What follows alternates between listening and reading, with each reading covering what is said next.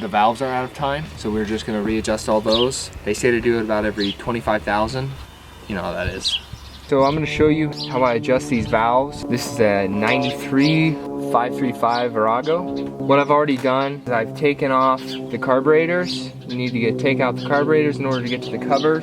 And you also need to take out the battery and the battery box in order to get to the back one here. And then you need to take off the cap for this crankshaft bolt and then the top cap here so you can see the timing marks. What you want to do first is to time the back. Make sure you go clockwise. Spin it clockwise on the compression stroke to get the top dead center. The T is for the rear cylinder. Straight line is for the front cylinder. I'm gonna move it to the straight line. I'm gonna pull off the cap first. That way I can tell compression stroke. As you watch the timing marks, this thing should not move as you get to the timing marks. If it's on the exhaust, it will. Okay? This is intake here. If you're wondering the difference, the carburetors sit right here. So gas gets sucked in here, therefore this is the intake and the exhaust comes out here. So exhaust on the back. Pretty straightforward.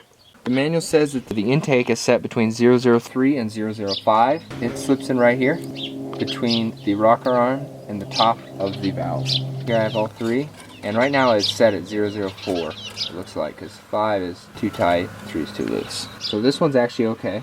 We'll just put our cap back on. So this guy can come off.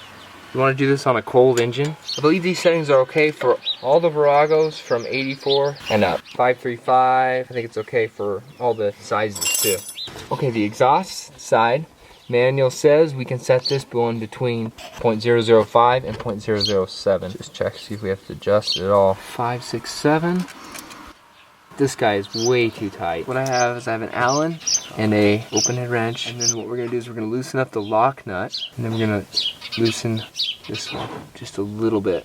You wanna make sure you're not pressing down on the rocker arm, because when you do, it's going to put pressure on. You won't be able to get your feeler gauges in because you're pressing down on it with a wrench or something. That's more like what I want. The 7, it doesn't go in or goes in very hard. And then the 6 is right about right like that. That guy's adjusted. Make sure you tighten this one up too. If you want actual foot pounds, I think it's about 20, 19, something like that. I just tighten it up without stripping it.